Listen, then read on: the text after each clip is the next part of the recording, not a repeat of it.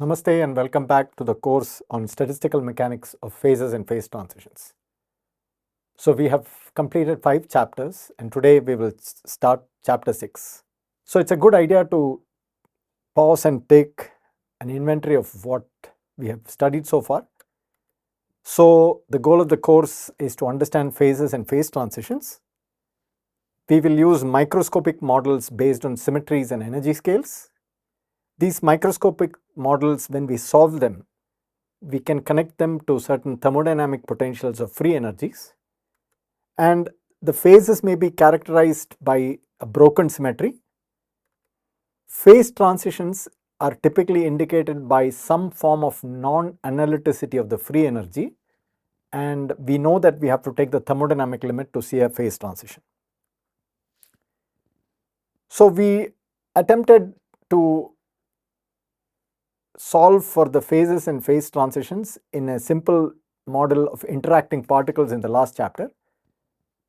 To a large extent, we were successful, particularly in finding distinct phases as well as the phase transitions and even the critical point of where the first order phase transition between the liquid and the gas ends, and we were able to extract certain critical exponents. Unfortunately, they didn't match experiments. So we do owe some explanation to ourselves about this.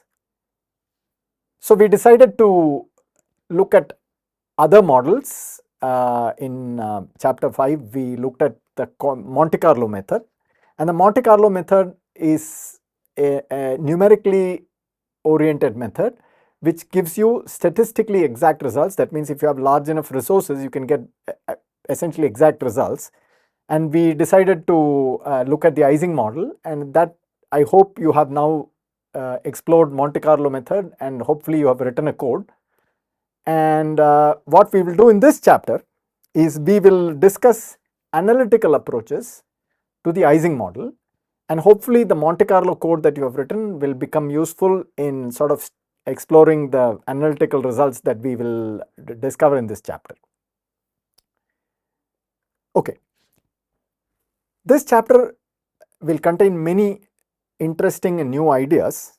So they include the notion of high and low temperature expansions, the idea of duality, the idea of emergent length scales. There are a lot of interesting things that we will learn in this chapter. And as I had pointed out early in the course, statistical mechanics has evolved by studying certain models, and Ising model is a very important model. The reason we study Ising model is a playground where all key concepts of statistical physics and concepts of many degrees of freedom coming together and creating new and interesting phases of matter. Ising model actually is an excellent example where one can study all of this, and this is why we can use the Ising model as a tool to explore statistical physics. Okay. So we will start with the simplest Ising model, and this will be in one dimension. What do I mean by one dimension? Imagine that I have a chain, imagine that I have some sort of sites that are arranged in a chain with n sites and periodic boundary conditions. So what I am showing you here is one such chain. So we have n sites on this chain. So the sites are labeled going from I equal to 0 to n minus 1, and the site n, because of periodic boundary conditions, is actually same as the site 0. So we sort of connect the chain back. And at each of these sites, there is an Ising spin denoted by Si corresponding to the site I, and what we can ascribe is a configuration of the spin. So a certain configuration of the spin would mean that there is a certain plus minus state associated with each site, and such a configuration we denote by this C, as we have done in the past. So the Hamiltonian of this system is the simplest Hamiltonian we can write down with the Ising symmetry, and the Hamiltonian is a ferromagnetic interaction, so it will want spins on neighboring sites to be parallel, and you have the spin-spin interaction between nearest neighbor sites, and J is the exchange constant. It's a positive number, energy scale. And what our goal is to compute the free energy density, or what I call per site free energy, little f, at a given temperature. Okay. Now, if you look at the partition function will sum over the whole configuration space, the set of all possible configurations. And here I have introduced a dimensionless coupling constant. We have seen that most statistical physics is studied using dimensionless coupling constants. And this coupling constant K that is introduced here is the scale J exchange, the exchange scale divided by temperature. So both have dimensions of energy, and so K is a dimensionless number. And so you will see that the partition function is determined solely by this dimensionless coupling constant. Now we know that if you are able to compute the partition function, then we can easily get the free energy as the log of the partition function times temperature. Minus T log Z is the expression for the Helmholtz free energy. So if I want free energy per site, I have to then divide it by the number of sites, and I will get a dimensionless free energy in this fashion. Okay. So there is an n missing here. So the n should be divided by 1 by number of sites. Okay. So that is what is the dimensionless free energy is. So this is what we want to compute. Okay. So you might think that, okay, I want to get my pen and pencil out and start doing a calculation, except that there is a small difficulty which we have already seen. If you look at n sites, then you will see that there are 2 power n configurations of spins. So this, an explicit calculation is difficult. So now the question is, how can we make progress in trying to pull off a calculation of the partition function? So we cannot just try to do the calculation brute force. So we have to think about this. So here I am going to introduce a very interesting, you might say, trick, but it also has some physical connotation, as you will see later. What we are going to do is, instead of the spin variables that were sitting at every site, so these SIs, I am going to define something called a link variable, things that live on the link. So this is the link 0 connecting site I equal to 0 and I equal to 1. So the link I generically connects site I and I plus 1. So for example, this is the link I. So what is this link variable? On link 0, it is called mu 0, and on link 1, it's mu 1. On the ith link, it's mu I. So give me a spin configuration that will tell me what are the spin values at each site. If you give me such a spin configuration, I will give you back the link variables. What are the link variables? If I want the link variable on site I, on the link I, I'm sorry, that is mu I, what I do is I take the spin value at I plus 1 and spin value at I, namely the sites that are touching the link on either side, and I just multiply them.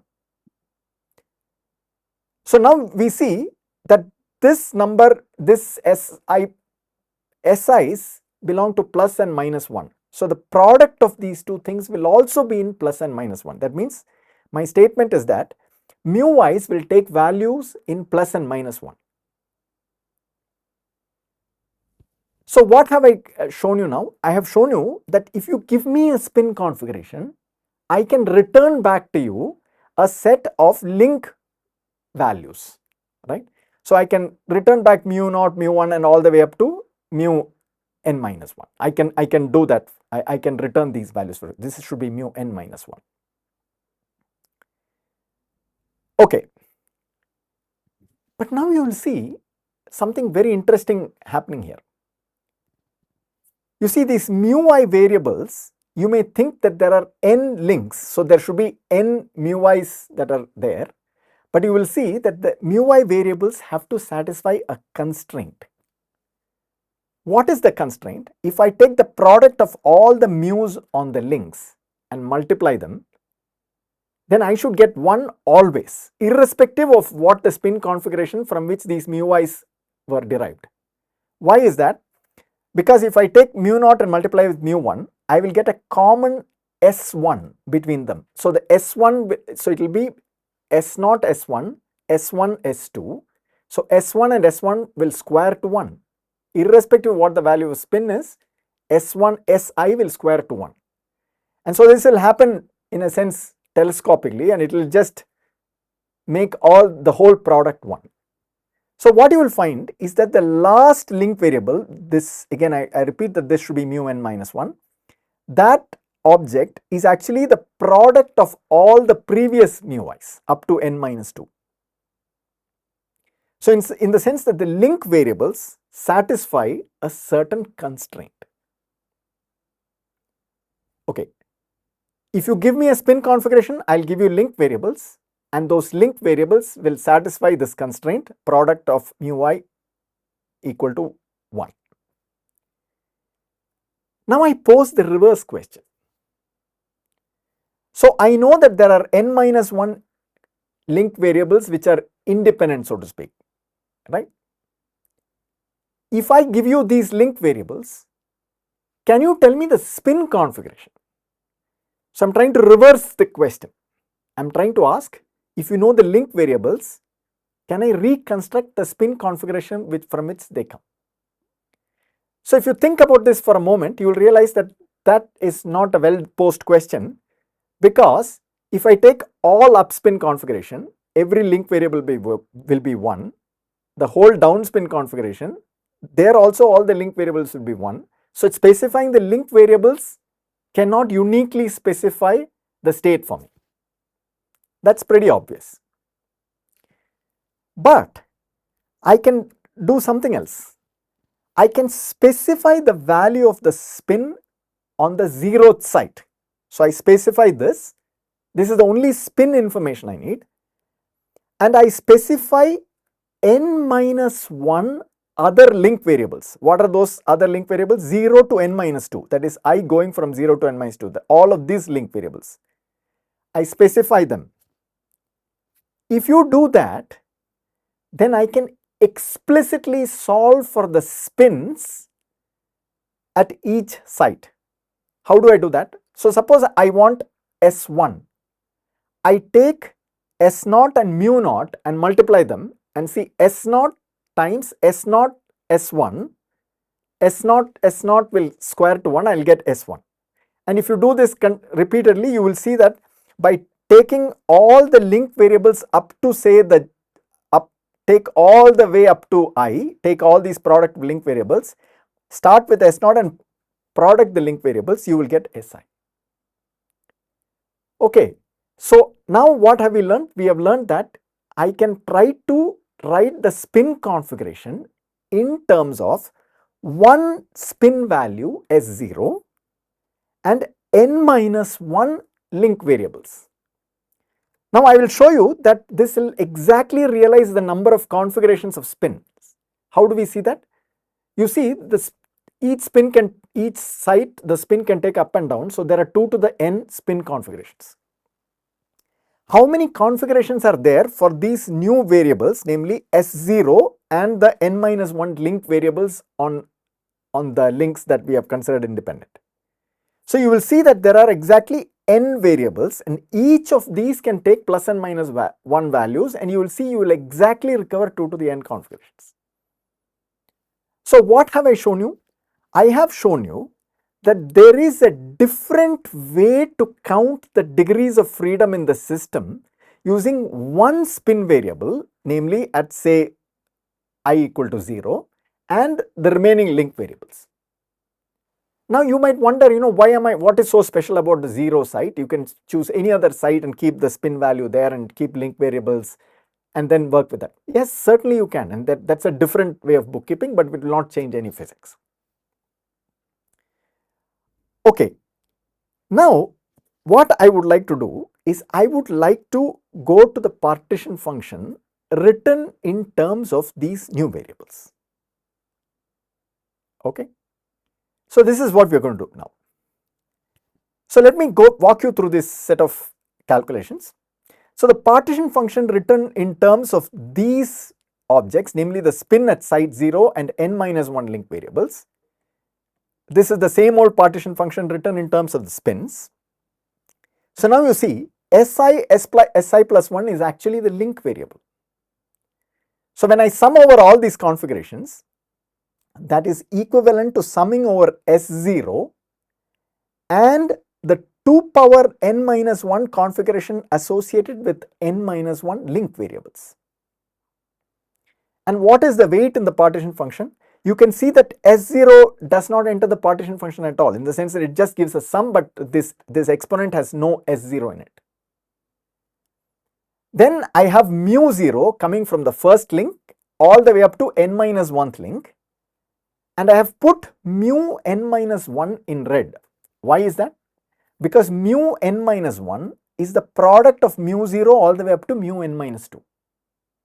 So this number, this mu n minus 1, is not an independent link variable. Okay. And mu n minus 1 is given as the product of all the other mu's up to n minus 2. Okay. Alright.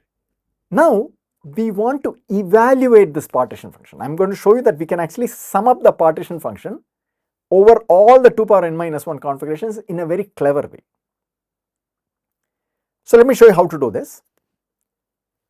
So since S0 does not enter the exponent, we can simply sum over it, which will just give me a factor of 2, because there are only 2 possible configurations for S0. These objects are independent, namely mu naught up to mu n minus 2 are independent, and there are 2 power n minus 1 possible configurations. Now, what is the value of mu n minus 1 for a given configuration of mu I going from 0 to n minus 1? Now you see, this mu i's can be plus or minus 1, and mu n minus 1 is the product of all the mu i's up to n minus 2. So what is mu n minus 1? It is minus 1 power the number of negative mu's from 0 to n minus 2. So that's what is written here. Okay, I hope you see that. Okay. So suppose now that m of these guys are minus 1. There is a configuration in which m of these guys, m of the mu naughts up to mu n minus 2 are negative 1. Then mu n minus 1 is simply minus 1 to the power n. Straightforward. Okay. Now you see something very interesting. You see that if I want to have m of these independent link variables to be negative, I can realize that in n minus 1 choose m ways, right? I am choosing m objects from n minus 1 objects. Okay.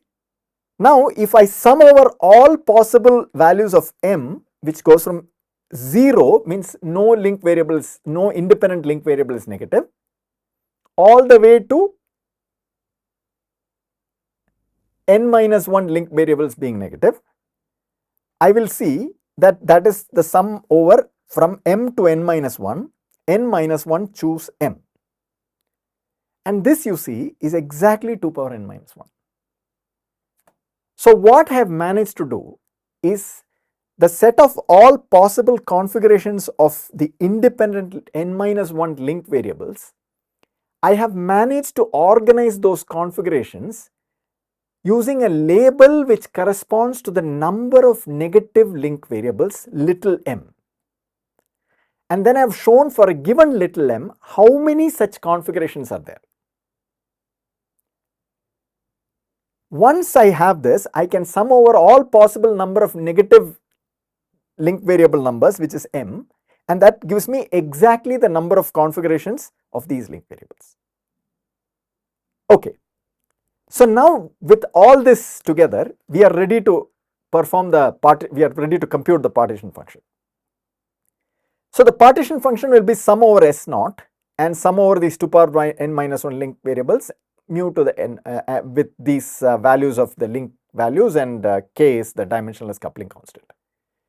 So this sum over S naught will simply give me a factor of 2 because S naught doesn't enter anything here. Okay. Now these 2 power n minus 1 configurations, I can count them using the number of negative values of independent link variables. So what I'm going to do, I'm going to do m going from 0 to n minus 1.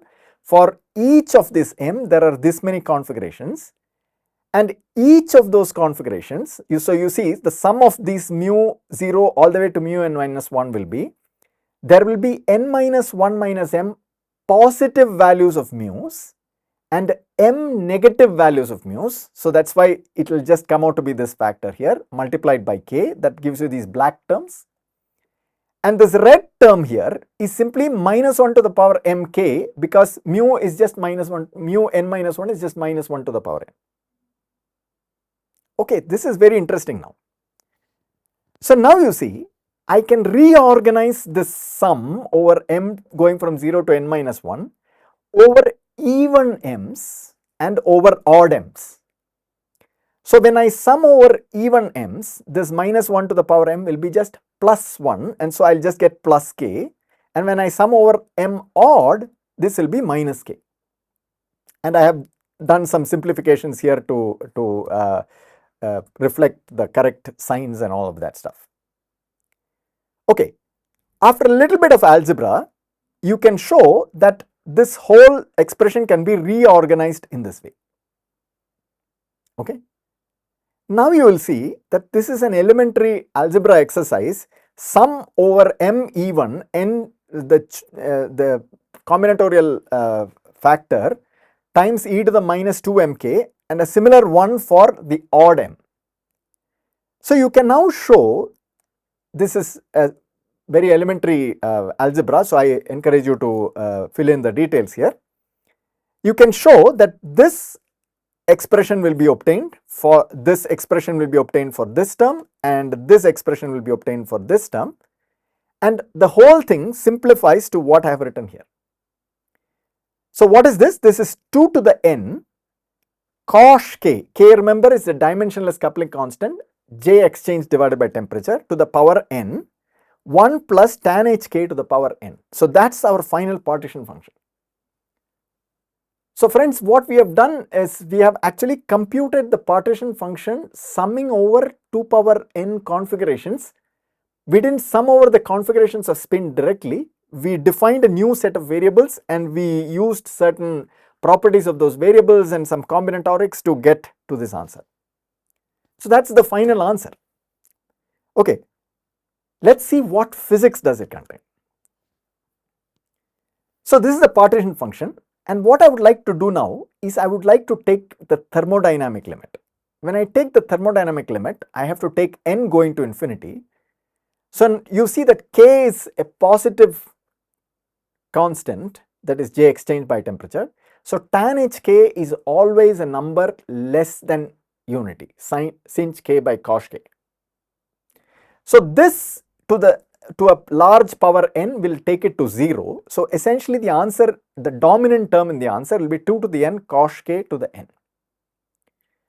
Okay, we are now ready to compute the free energy per site. So what do? I take, to get the overall free energy of the system, I take minus T log Z, which is what is written here, and take 1 by n to get per site free energy.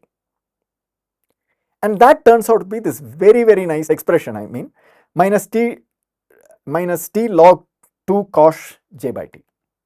Very nice closed form expression. So pause for a moment and look at this expression. Do you see that this function has any problem at any given temperature, any finite temperature? Why are we asking this question? We are asking this question because we know that a phase transition or some interesting stuff will happen when this function has some non-analyticity. So now the main observation, if you think about this, is that if this free energy per site has no non-analyticity anywhere in a at finite temperatures, if T is positive for any value of T, this is a very, very well defined, very nice function. There is no problem anywhere. So just with this calculation, we are forced to make it the following conclusion. The 1D Ising model does not have any phase transition at a finite temperature. Simply from the analyticity of this function in the domain of positive temperatures, we see that this function, the Ising model does not have any sort of phase transition. But this is a bit puzzling. We will see later that it also does not break any symmetry at finite temperature. But we did see that in the early part of the course, when we discussed ground state and excitations and so on, we did see that the ground state of the Ising model, after having applied the symmetry breaking field, etc., was the fully polarized up state. So at 0 temperature, we know all the spins are pointing up. So how come, what happened to that state? So this is a bit of a puzzle now. So we have to understand this better. Okay. So I'm going to tell you why is it that the Ising model does not have a magnetized phase that is proximate to t equal to 0 and that there is a broken symmetry phase. I'm going to show you why that is the case, that you do not, the magnetization at 0 temperature does not survive at finite temperatures. Okay.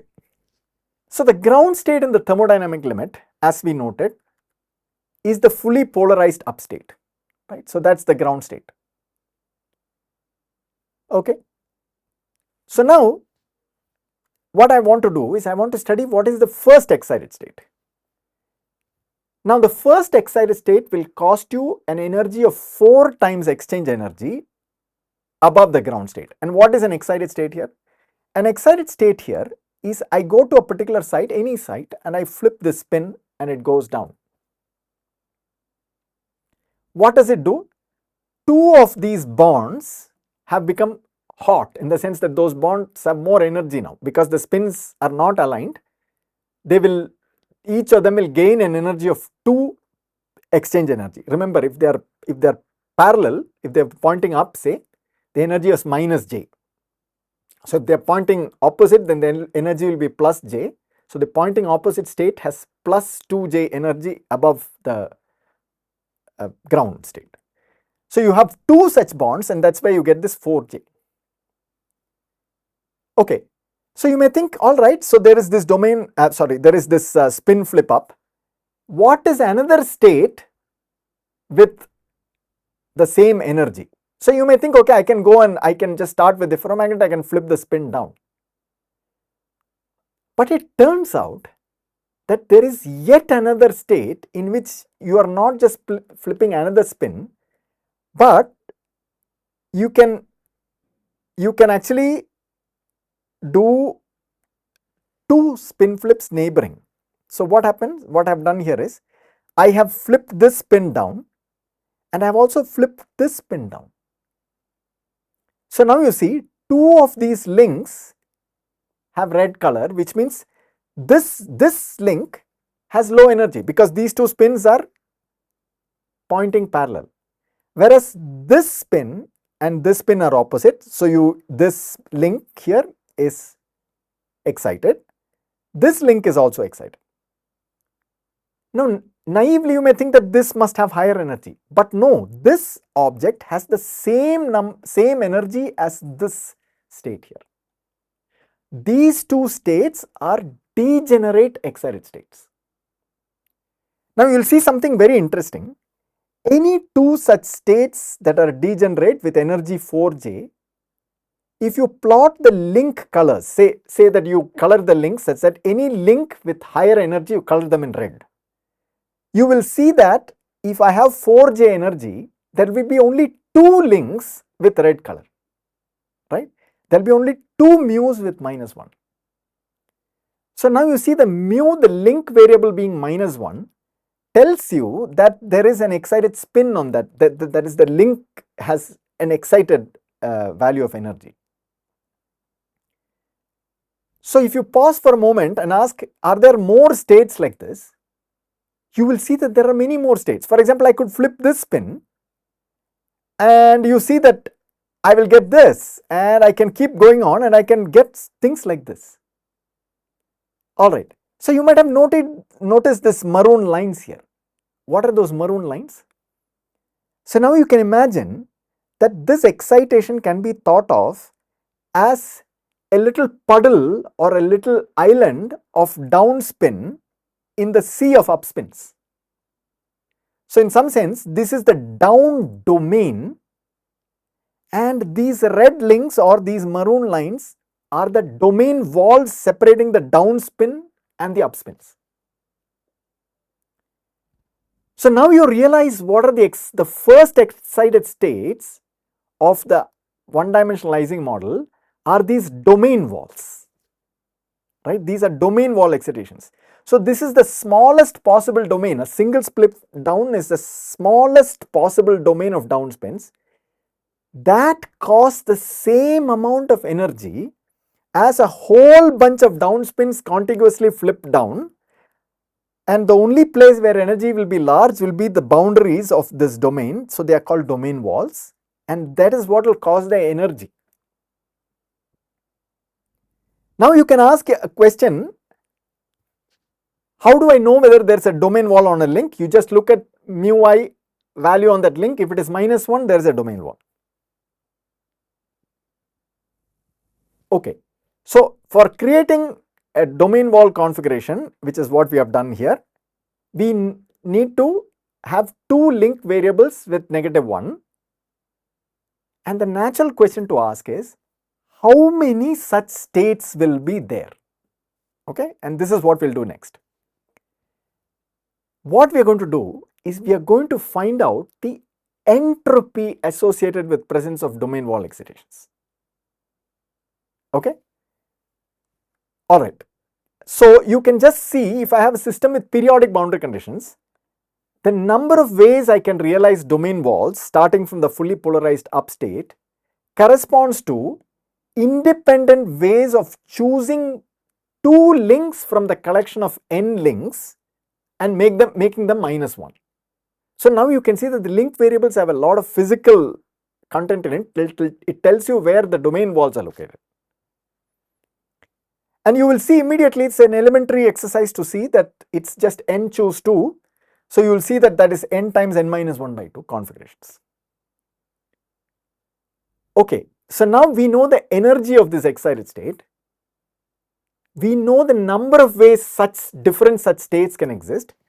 So we can do an elementary calculation to see what is the free energy associated with these excitations, or what is the free energy change associated with these excitations. So I compute delta F, that is equal to, remember, free energy is energy minus T times entropy. Entropy is log of number of ways. So this is the energy, that is 4J minus T times log of this quantity. And if I take n going to infinity, I can just drop some constants, and then you will see that it will be proportional to n square. To a very good approximation, it is 4J minus 2 times log n. So what do you see? You see that delta F, the change of free energy, will be always negative if I run the system to thermodynamic limit. When I run the system to the very large n, these domain wall excitations will be spontaneous, and you can see that the domain wall excitations will kill the magnetization. Why? Because if you take any one of these let's say that I have a chain with n sites, and let's say n links, let's say n links have n sites have plus up spin, and n up sites have plus up spin, and n down sites are minus, that is n down sites are minus spin pointing the opposite direction. So you will see that the magnetization will immediately come down. You see, that will have a magnetization per site on an average like this. And now all of these are very probable, because you know the entropy gain is allowing them to exist. There are many different ways in which these things can exist, and so the entropy promotes the existence of these. And now you can see that the magnetization will be fluctuating among all these different configurations. It will average out to 0. And the point is, if you are at any finite temperature, however small, if you take the thermodynamic limit, then n going to infinity will reduce this free energy and will kill the magnetization. So we got an analytical result. We saw that there is no phase transition at any finite temperature, and we know that at very high temperature everything will be just paramagnetic and there will be no order. And since there is no phase transition, we are not expecting a magnetized state from the calculation, but we did find a magnetized state at zero temperature, and we were trying to rationalize how this happens. And now we have discovered that this whole thing arises from the existence of these domain wall excitations in the system. Okay, and this is the reason why there is no finite temperature phase transition in the 1D Ising model. This is a physical reason for that. Okay, so we can quickly wrap up this discussion by studying a bit more of the thermodynamics, etc. So we can start with the 1D Ising model for which we have computed the free energy, and we can compute the specific heat. So if you know the free energy per site, you can compute the specific heat per site, and coming from some simple derivative as I have shown here. If this is not obvious to you, please revise this and make sure that you understand this. And you can see that it has a very, very nice simple expression like this. So let's see what are the low temperature and high temperature properties of this. So when T is much smaller than J, you see that the specific heat dies exponentially, and that's not surprising because we know there is a gap to excitations. Okay. When temperature is much greater than J, you see that specific heat also dies. It goes as 1 by T square. If you are surprised by this, you should pause for a moment and think as to why would specific heat go to 0 as temperature goes to infinity. It's an important, interesting qualitative point to understand. So what I've done is I've taken this expression and plotted this as a specific heat as a function of T by J, and so this is low temperature, and that's where it sort of dies exponentially, and it goes as 1 by T square, and that's what is shown here. Okay. And the exercise for you, as I alluded to just a moment back, is to figure out why this physics here, why the 1 by T square physics here, and more interestingly, why are you getting a peak at some temperature scale, and you can see that the peak occurs around T by J is 1, so it's occurring around T is roughly J. So the specific heat peaks there. Okay. Alright, so that's how far we'll get to the Ising model in this lecture. So what have we done in this lecture? We have found an analytical solution for the one-dimensional Ising model. So we used an interesting trick, which is to define new variables and try to sum over the partition function using these new variables.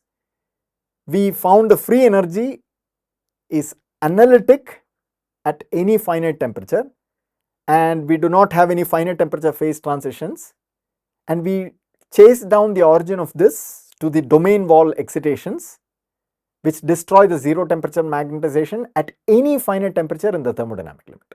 Mind you, in the thermodynamic limit.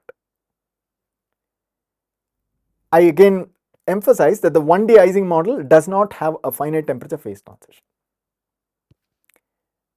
So let me pause here and tell you what you could do to explore the physics nicely. So we found that it is only in the thermodynamic limit that the domain wall excitations become spontaneous and they will destroy the magnetization. So you could see whether you can explore this in the other way. What do I mean by the other way? Suppose I take a finite system. Let's say that I take n equal to 100 sites. If I do a Monte Carlo, for example, on this, and I go to temperatures somewhat less than J, then I should see a certain spontaneous magnetization. In fact, if I go low enough in temperatures, I should see that the domain walls will be not spontaneous. You can even estimate what the temperature is. The temperature scale will be something like J divided by log of the system size. So if you go to those temperature scales, you should get a magnetization in your Monte Carlo. So I urge you to explore this. This is a very interesting thing to confirm our understanding. Okay. And Another very interesting exercise is I used periodic boundary conditions.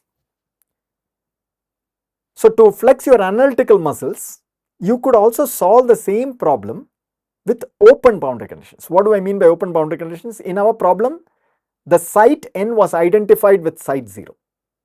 So what we will say is that there are n sites, the site 0 and site n minus 1, we say don't have only one neighbor, that is site 0 has site 1 and site n minus 1 has n minus 2. So work out this problem in that context. It's actually much easier than the one that I did, okay? And I hope you will have worked that out. In the next chapter, I am going to discuss another very powerful analytical approach to solve the Ising model. We will recover all the results that we obtained in this lecture, and we will also calculate many other quantities. So I look forward to seeing you in that lecture. Thank you.